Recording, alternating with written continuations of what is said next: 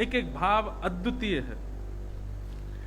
भक्तमाल जी की भूमिका प्रारंभ श्रीमद् भागवत जी से ही होती है कि विभ्रद वेणुम जठर पटयो श्रांग वेत्रे च कच्छे वामे पाणे मृषण कवलम तत्फलम नांगुलीषु। कहां से शुरू होती? ठाकुर जी भागवत जी में छाक लीला कर रहे हैं। कौन सी लीला? जोर तो बोलो। छाक लीला किसको कहते हैं? मीठो मदन गोपाल आज दधी, मीठो मदन गोपाल आज गाते हैं।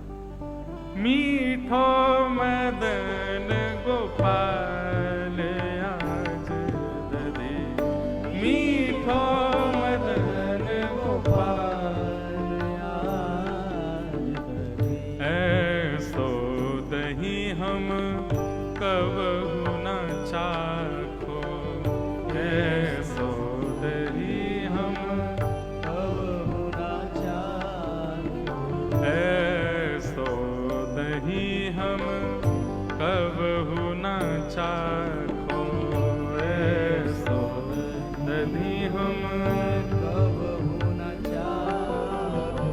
सुन गोकुल के नाथ आज दधी, सुन गोकुल के नाथ आज दधी। मीठो मदन गोपाल आज दधी, मीठो मदन गोपाल आज। काय को मीठो लग रहा है?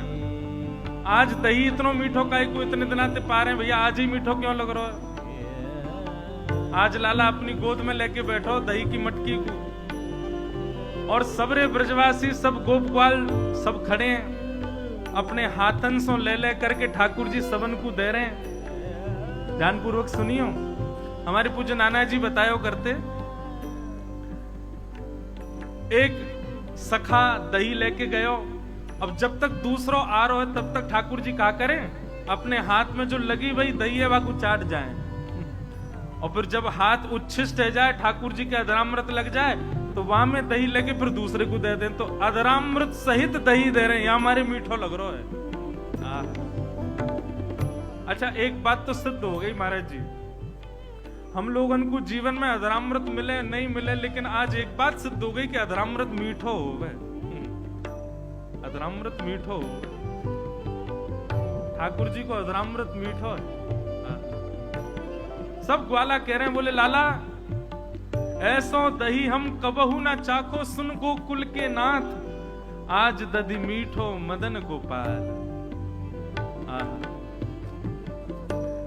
आन पत्र ला लगाए दोना, आन पत्र लगाए दोना, दियो सबन में बाट आज दधी, दियो सबन में बाट आज दधी, दियो सबन में बाट आज दधी, दियो सबन में बाट आज दधी।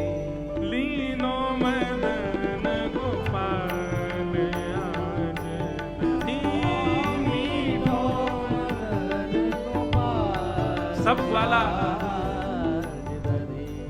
पतुआ ले करके आ रहे हैं, पत्र ले करके आ रहे हैं, उनके दोना बना करके वही में दही ले के जा रहे हैं। कछु ग्वाला रह गए, कछु ग्वालन को नहीं मिलो। महाराज जी इतनी सुंदर भाव है, कछु ग्वालन को दही में नहीं मिलो। ठाकुर जी ने दही नीचे धर दी, हंडी नीचे धर दी, अब दही पूरा होगा भैया। कछु ग्वाला रह गए, रोने लगे, और जब वो ग्वाला रोने लगे तो जिनको दही मिल गो वो सबरी उनको उपहास करने लगे, और ले ले आज तो ना मिलो, हमें तो मिलो, हम तो अपने में तो नहीं देंगे, आज तो बड़ो मीठो दही है। और ज्यादा रुदन करने लगे।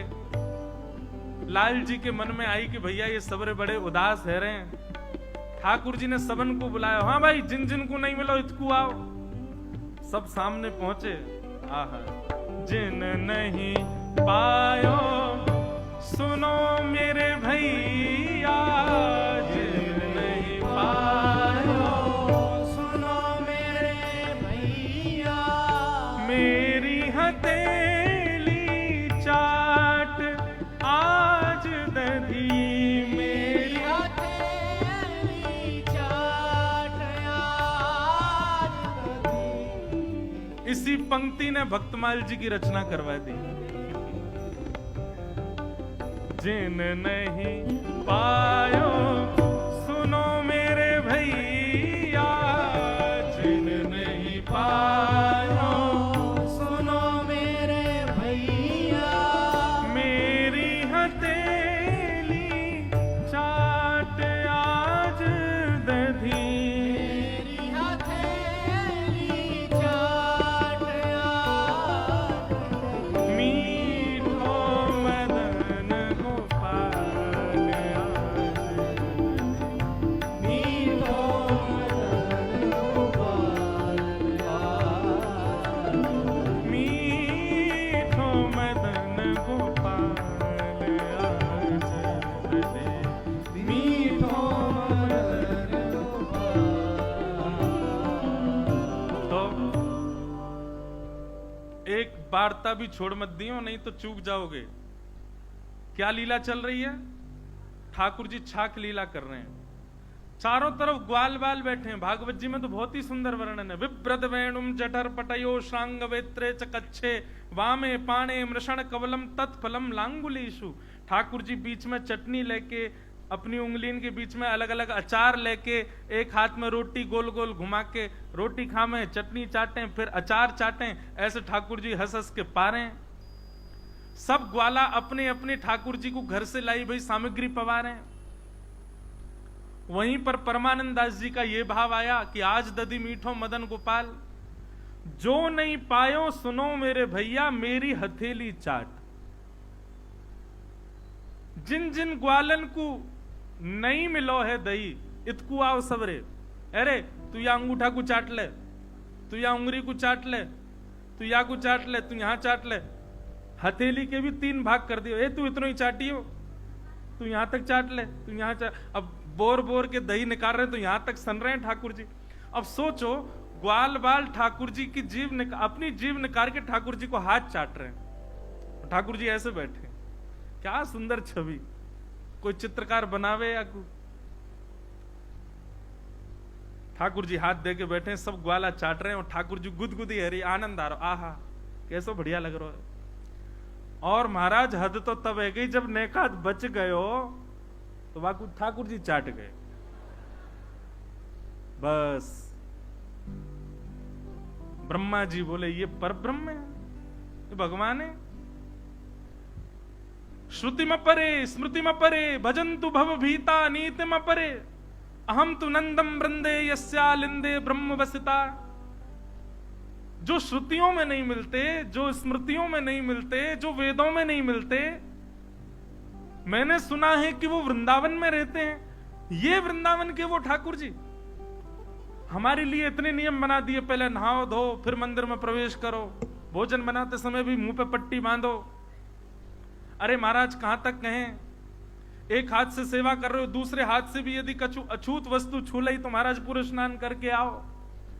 कई जगह तो इतना अपरस को भाव है कि वह अपरस के मारे बेचारे, हमारे वृंदावन के श्री राधा रमन मंदिर में महाराज जी ऐसा अपरस नेक सो लाला और इतना अपरस में रहे। दुनियादारी बना रखी इतने अपरस की, और स्वयं कहा करने ठाकुर जी को मौका मिल जाए तुम्हारा ले चाट जाए या को पूरे को है। अब अपरस ना दिख रहा आपको। ब्रह्मा जी बोले हमारे लिए इतने नियम बना रखे हैं, लेकिन ब्रह्मा जी के मन में भाव आया ये हमारे लिए नियम नहीं है, वास्तविक नियम है, परंतु ये जो लीला कर रहे हैं ये परब्रह्म नहीं हो सकते। ये था भगवत अपराध। बहुत ध्यान से सुनना, इधर वाले इधर ही देखते रहना। ये था भगवत अपराध कि ठाकुर जी में संशय कर रहे हैं। ठाकुर जी को इससे फर्क नहीं पड़ता, तुम लाख संशय करो मुंह पे, मुंह कोई फर्क ना पड़े। भगवत अपराध तक बने रहते ब्रह्मा जी तो बचे रहते, लेकिन गलती क्या कर दी? जैसे ही ठाकुर जी यमुना जल पान करवे को गए, इतने में ब्रह्मा जी ने आकर के सब ग्वाल बालों को हरण कर लिया, सब ग्वाल बालों को लेके चले गए। ये क्या किया? भगवत अपराध। ये भगवत अपराध था। ठाकुर जी कह रहे मुंह पे संशय तो को, मेरी सत्ता पे प्रश्न चिन्ह उठाओ, मुझे कोई दिक्कत नहीं, मेरे भक्त का ही को ले गयो तू। और जैसे ही भक्तों का हरण किया ब्रह्मा जी ने, बंधुओं वर्णन हमारे रसिक जन करते हैं कि ठाकुर जी इतनी लीला में डूब गए कि भूल जामे कि मैं परम ब्रह्म हूं।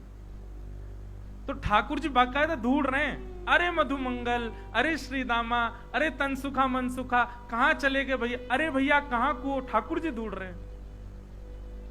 ढूंढते ढूंढते घंटन बीत गए, जब नहीं मिले ठाकुर जी रोने लगे, एक बालक के भांति, जैसे बालक खो जाए ऐसे ठाकुर जी खो गए, मानो रोने लगे।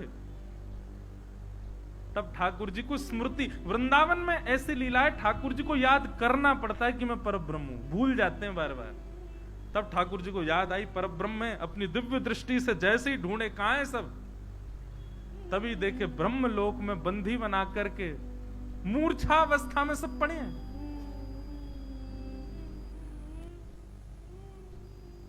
ठाकुर जी के नेत्र सजल हो गए। विधाता ब्रह्मा, ये तूने क्या किया?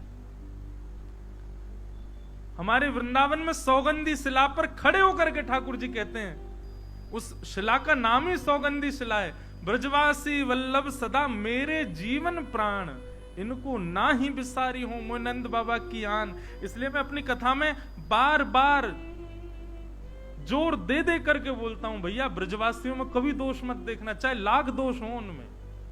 वैष्णवों में कभी दोष मत देखना, चाहे लाख दोष दिख जाएं आपको, दिख जाए ना, जैसे दिखा कि कोई दोष दिखा, तुरंत नेत्र बंद करके महाराज तुरंत क्षमा मांगने लगो। नहीं नहीं, ये भगवत रूप में भक्तमाल जी यही सिखाती हैं कि कभी भगवत अपराध ना बने,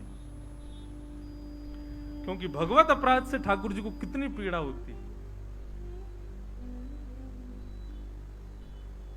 ब्रह्मा जी बंदी बना करके ले गए सब ग्वाल बालों को। फिर कथा तो सबको पता है कि भगवान ने अपने रूप से ही ग्वाल बाल प्रकट कर दिए, लीला करने लगे। ब्रह्मा जी एक दिन देखने आए कि देखूं तो सही अपने आप को परब्रह्म कहने वाले की हालत क्या हो रही है बिना ग्वाल बालों के। नीचे देखा तो वही सब ग्वाल बाल विचरण कर रहे थे। ब्रह्मा जी बोले, डिट्टो कॉपी बनाने की सामर्थ्य तो मेरी भी नहीं है, डिट्टो कॉपी तो केवल परब्रह्म बना सकते as it is. Brahma ji जुड़वा बनाते हैं बालकों को, कई माताओं को जुड़वा सौभाग्य प्राप्त होते हैं, उनमें भी अंतर होता है। ब्रह्मा जी टू कॉपी तो बना ही नहीं सकते, ये तो केवल ठाकुर जी की सामर्थ्य है। ब्रह्मा जी समझ गए, बोले मुझसे अपराध हो गया। महाराज विचार करने लगे, क्या करूं क्या करूं, स्तुति गाऊं। तब सोचने लगे खाली हाथ गया तो दंड देंगे, ग्वाल बालों को तो ले आऊं। ग्वाल बाल लेने के लिए ब्रह्मलोक गए तो भगवान ब्रह्मा जी से पहले ब्रह्मलोक चले गए और ब्रह्मा जी बन करके गए और जाकर के द्वारपालों से कह दिया, आजकल बहुत बेलूपिया घूम रहे हैं, हम जैसा कोई और दिखे तो मार पीट के भगा देना। ठाकुर जी से पंगा अच्छा एक बात सुनो, ठाकुर जी तो पंगा फिर भी ले लियो, भक्तंत कछु मत कह दियो। 7 दिन इसको सूत्र मान करके चलिएगा।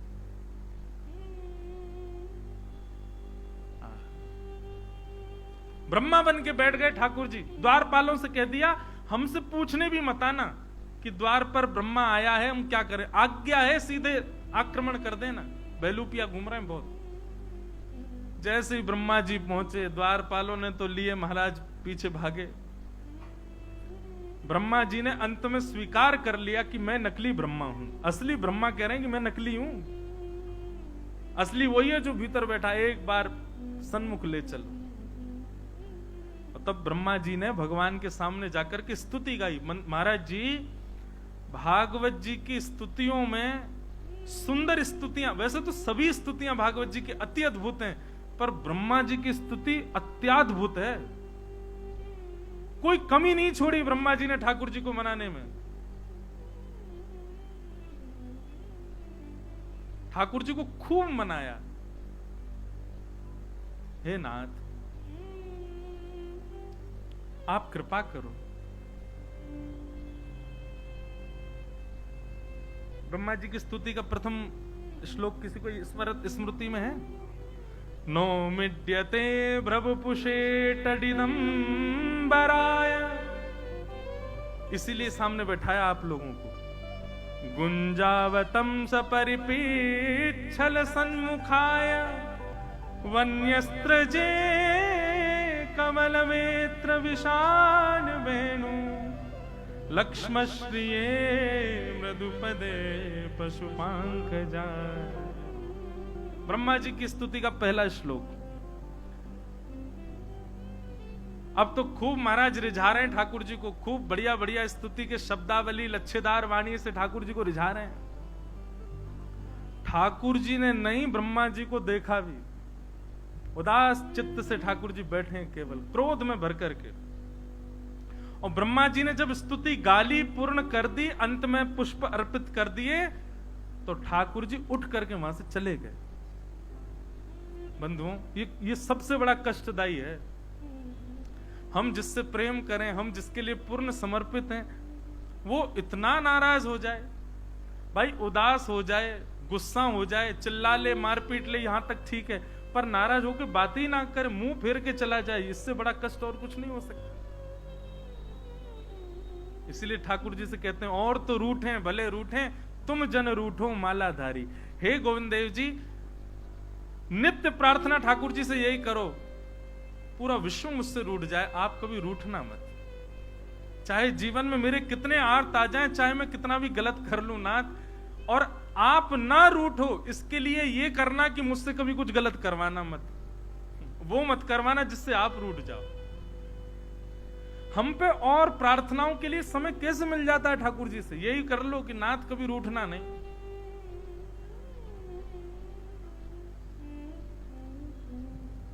ब्रह्मा जी ब्रह्मलोक में बैठे हैं, सबसे बड़ी सत्ता के स्वामी हैं ब्रह्मा, पूरे विश्व के रचयिता। लेकिन आज स्थिति ऐसी है कि ब्रह्मा जी को लगता है कि अब मैं क्या करूं, नाथ ही रीझ गए मुझसे। तब ब्रह्मा जी ने सबसे आज्ञा लेकर के सबसे पूछा कि आप सब आज्ञा करें, मैं क्या करूं, मैं कैसे ठाकुर जी को मनाऊं।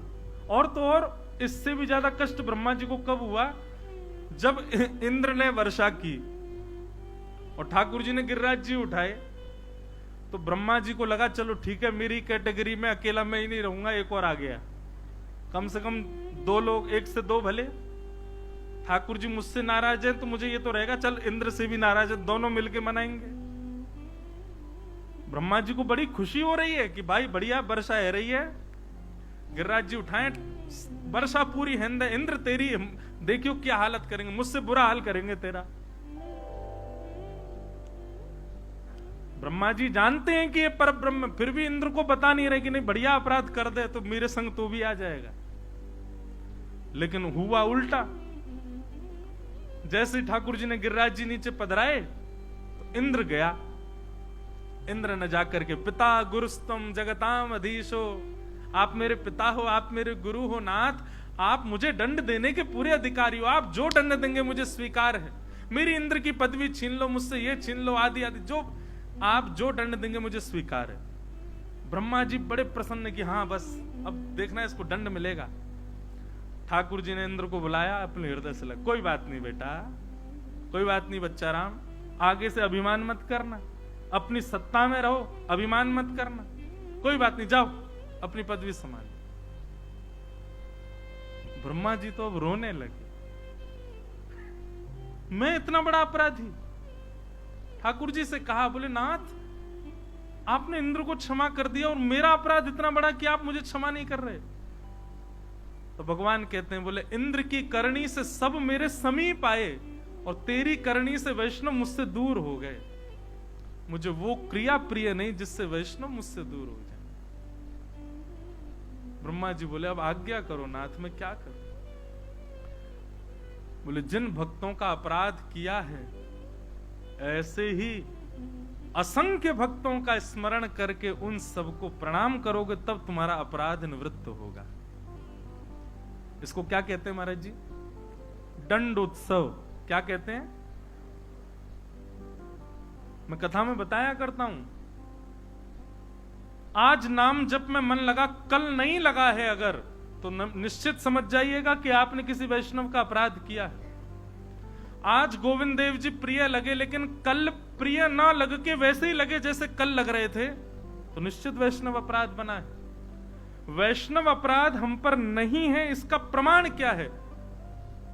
ठाकुर जी नित्य नवीन लगने लगे, कथा में नित्य नूतन प्रिय लगने लगे, भगवत सेवा में नित्य नवीनता का अनुभव हो, नाम जप में नित्य नूतनता का अनुभव हो, नित्य प्रेम वर्धमान हो, तब समझो कि आप वैष्णव अपराध से विमुक्त हो। लेकिन आपका भजन, आपका दर्शन, आपका कथा श्रवण, आपका नाम जप यथावत वैसा ही है जैसा प्रारंभ में था।